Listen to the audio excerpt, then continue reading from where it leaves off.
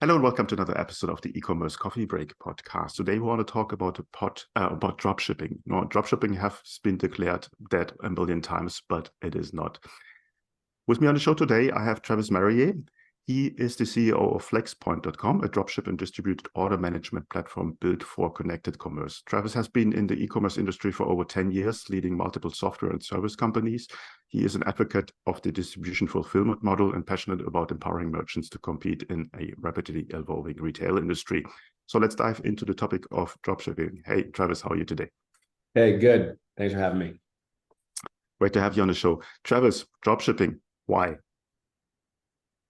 Yeah, I mean, one, it's an amazing fulfillment model. There's been a lot of different approaches to it as far as there's kind of the China to the US, there's the internal kind of US based approach. There's a lot of different, basically ideas about it out there. I think, the big thing to think about when it comes to dropship is it sounds so great at the surface, because there is a lot of efficiencies in the actual model if it's done right.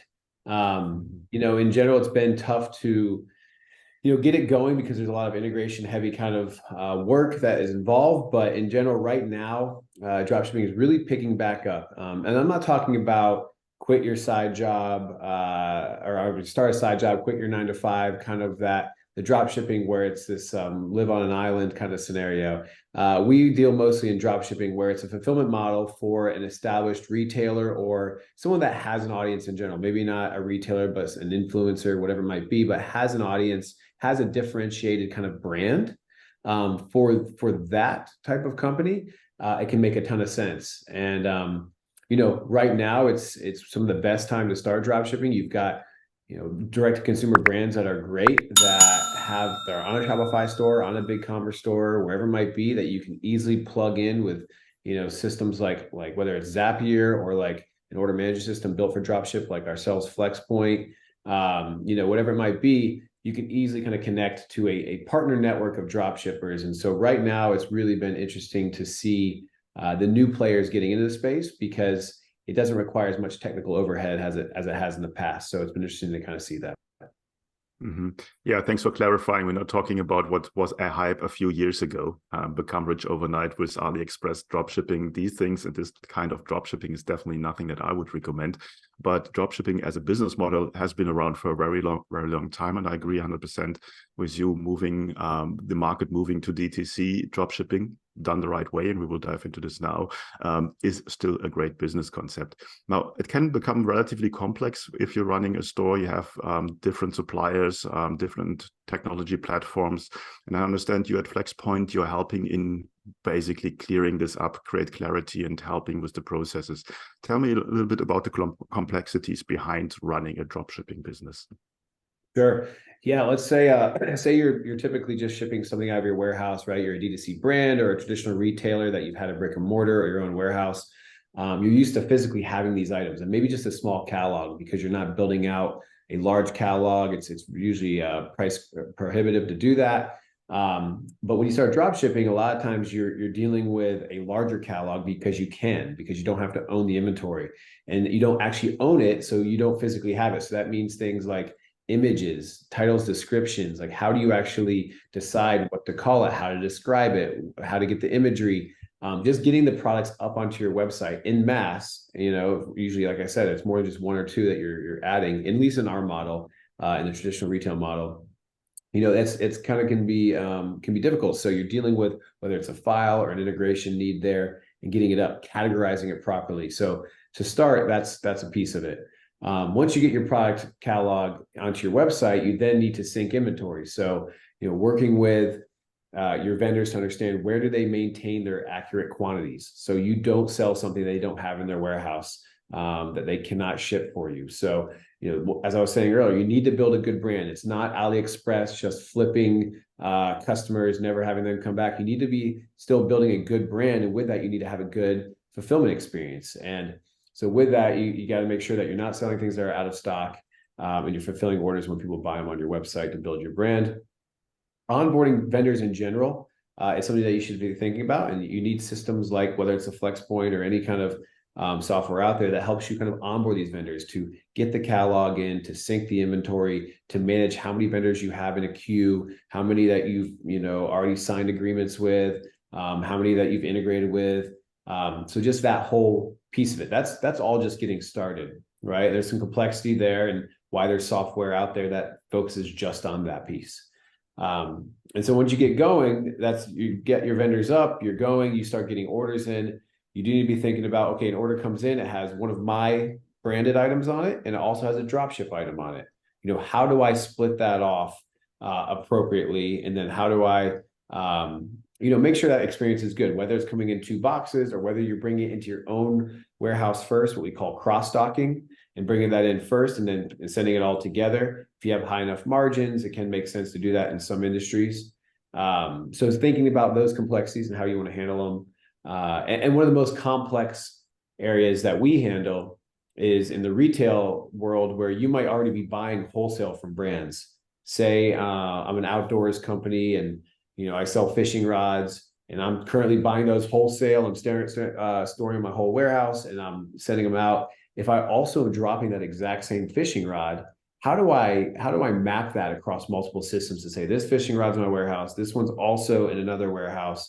How do I get that up to my site as one product listing with an accurate quantity across those 2 separate warehouses? And one I don't own, right? It's a drop shipper. And when an order comes in, sure, maybe it's as simple enough as saying, I just want to always fulfill my warehouse. And then if it's out of stock, go over to the drop shipper and fulfill it there. But we have clients that say, you know what? No, if it's in California, fulfill it directly from the drop shipper, because I can't fulfill it for the same cost, right? Or I can't get there in quick enough time, or if it's international. So there's all those complexities where systems like FlexPoint kind of come in, and what we call product overlap, where you have the exact same product in multiple warehouses, third party and first party.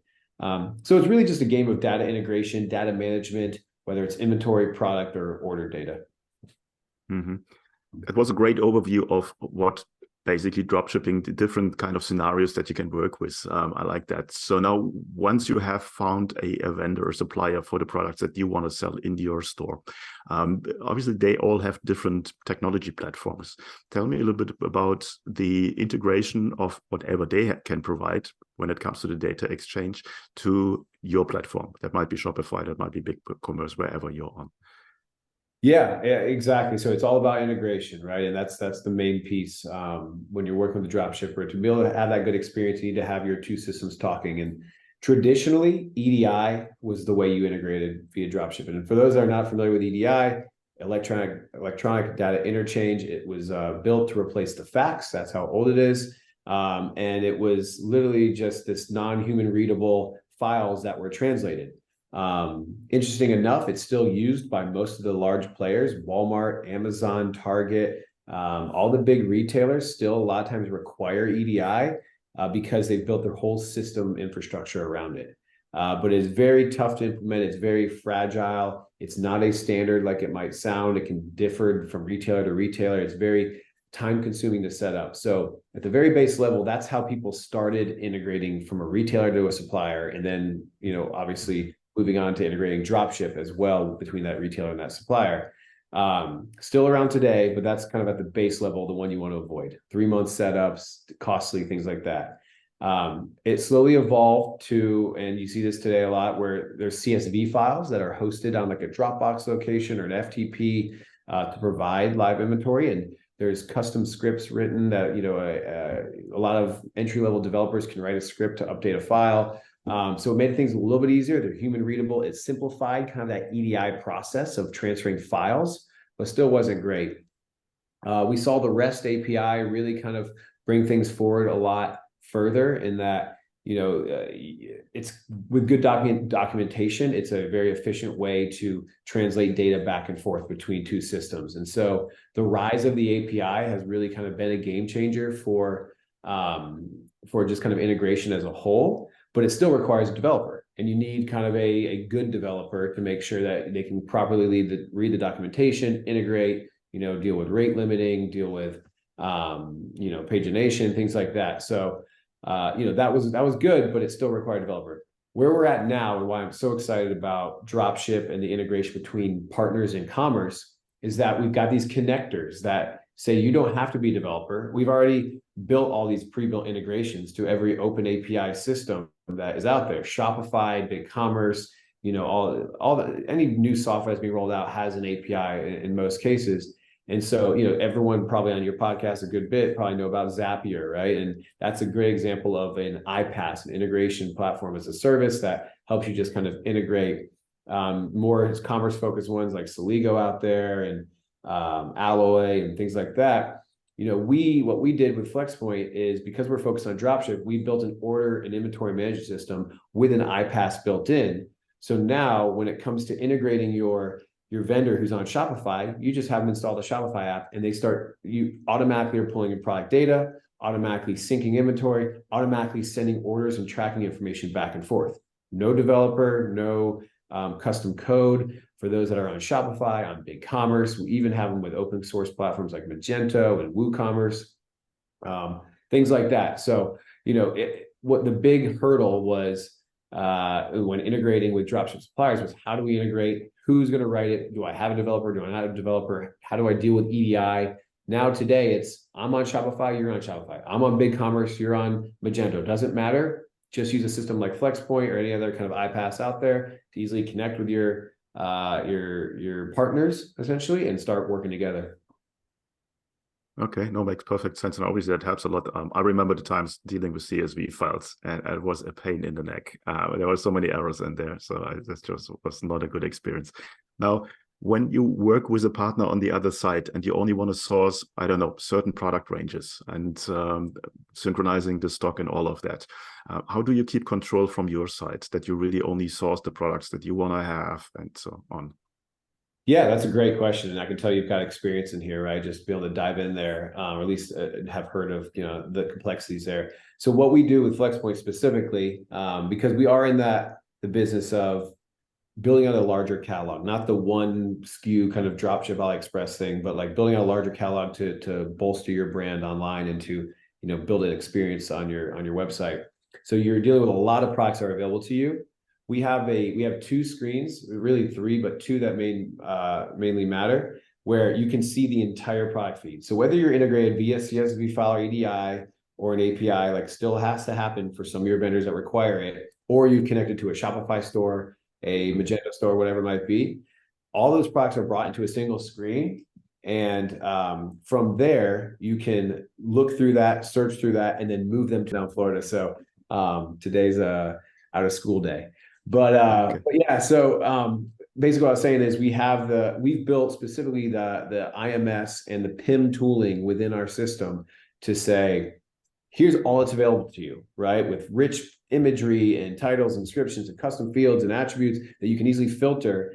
And then you can select those products in our user interface and say, list that to Amazon, list that to Shopify, list that to both Amazon, Shopify, Walmart, and my other big commerce stores. So we kind of give you those screens to kind of manage them in one spot. Okay, that sounds like an amazing feature, something that should make merchants' life much, much easier. Now, when it comes to getting the information after the purchase and after delivery, so we're talking about shipping details, tracking info, and so on and so forth. Is that also something that you pull from the vendor and basically forward to the customer?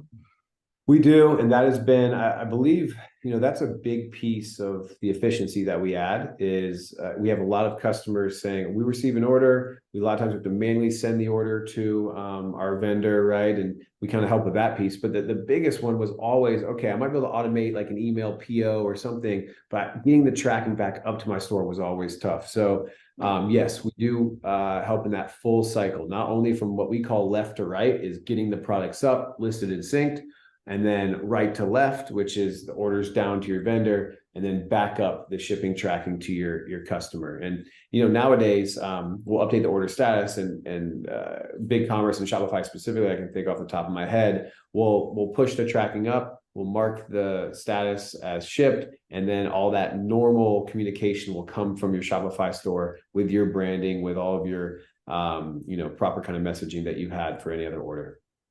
Mm-hmm. Do you have any other kind of integrations that are sort of exotic when it comes to running a store for, I don't know, specific industries or niches? Yeah, I mean, that's a great question. So, over the years, we have built out, there's a lot of integrations that are not as plug and play because the distributor, the vendor, the brand, whoever it might be, has a pre-built system that requires a custom integration. And so, on top of being an order and inventory management system, we have a full integration team. We have, almost a dozen developers constantly working on integration. So we have about 194, 95, I think is where we're at right now. Pre-built integrations to the large distributors in the auto parts space and the furniture space. And, there's a ton of other industries that we've got, even in kind of, a ton of different industries that we serve where we have plug and play distributors built into our system where you don't have to go hire a developer and they're ready to go, kind of one-click process of loading their products in. Okay.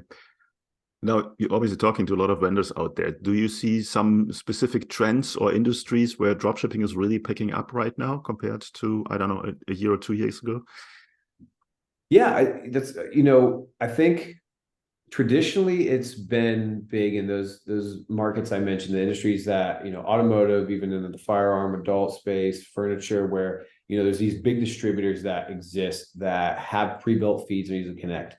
I will say that dropship is becoming more and more popular in this new influencer ecosystem where we have people on TikTok and Instagram and things like that, where, even though apparel, there's high return rates and there's, sizing issues and things like that, and less margin in a lot of cases. If you have an audience and you're not a traditional retailer, you're not used to commerce, dropship can be a quick, easy way to get going. And so I think these little niche markets that influencers can tap into are starting to open up opportunities for dropship. Like I heard of, there's a local guy here that has like a rubber stamp company from back in the day, rubber stamps for your name and things like that, where he's got one influencer out of nowhere just showed up and starts sending them, dozens of orders a day. They get a couple hundred in like big days, whatever it might be, where he would have never expected that as their business has pivoted to something else completely, but he's getting these orders that someone tapped into this weird niche market on TikTok, and now he's getting dropship orders from. So I think if anything, we're seeing more of a distributed kind of approach to all these little markets you can tap into because of the influencer economy. Okay, that's a very interesting insight.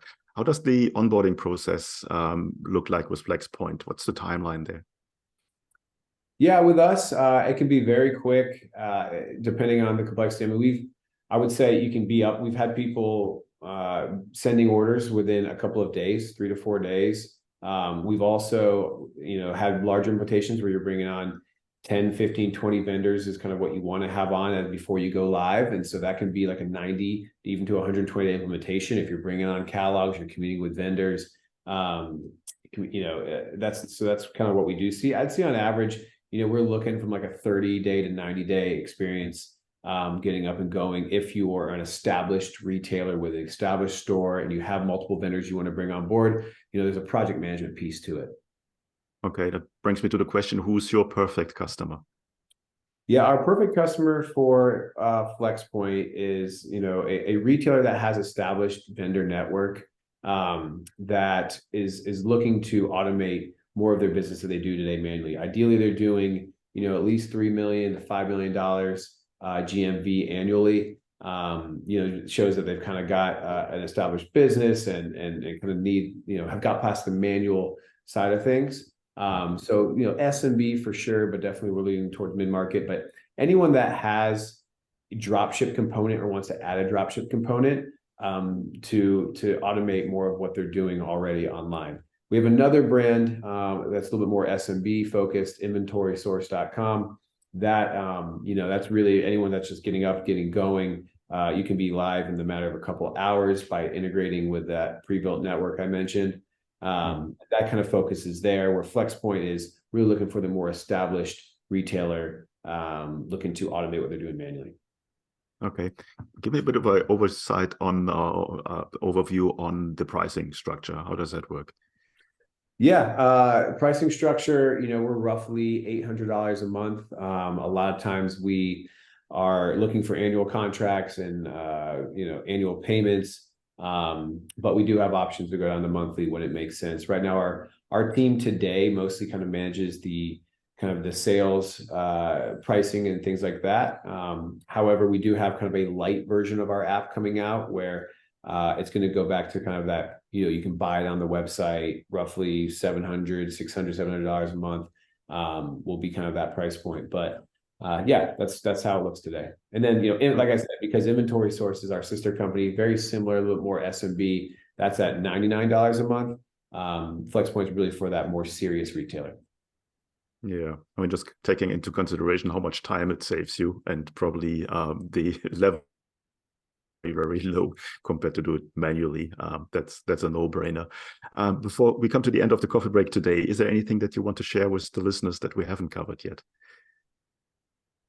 I think as an advocate of the dropshipping model, I think everyone has their preconceived notions of it because of a YouTube video they've seen or an experience they've had. I always like to remind people that it's, it is a very powerful model if used correctly. And it's one of those things that I say keep your eye out for in the future, because as I mentioned, as it's easier and easier for partners to work together, I think you're going to see it more and more, and then at the same time never realize it's happening as well. So if you're in the know and you're partnering, you're going to see it from that perspective. But I think it's become more and more seamless, and you're going to receive a package that was dropshipped that you had no idea was dropshipped. So I think it's really exciting for us to see that happen. Yeah, we're on the same page there. If it's done professionally and with the right tools, it's a great experience for everyone. Cool. Where can people find out more about you guys? Yeah, just flxpoint.com. It is FLX, no E. So FLXPOINT.com. You can check us out there. We have a team, ready to kind of talk you through it, live chat, all that kind of stuff as well. So happy to talk you through there. I'm always happy to engage with you on LinkedIn. You can find me, Travis Mariea, Mariea, as well. Cool. I will put the links in the show notes as always, then you're just one click away. Travis, thanks so much for giving us an overview of what's happening right now in dropshipping. And I hope a lot of listeners will check your website out. And I think it's a great system to make your life easier. Thanks so much. Awesome. Thanks, Klaus. Hey, Klaus here. Before you go, I would like to invite you to become part of the e-commerce merchant pro community to get actionable advice from other Shopify merchants who already have achieved what you are aiming for. Our community is a safe place to actively grow your online retail business with the support of the most amazing and helpful group of e-commerce entrepreneurs behind you. Running a Shopify business is tough. Don't do it alone. Join us now. You will find the link in the show notes. Also, if you think your online store has conversion or marketing issues and you would like to have a fresh set of eyes on your business, then drop me an email at klaus@klauslauter.com and let me know a little bit about your business. It might be beneficial for you to have me look over your store, offers, emails, and ads, and get an unbiased outside perspective and guidance to help you make most of your online business. Thank you as always for tuning in today. I appreciate you. Until next time, and I talk to you soon.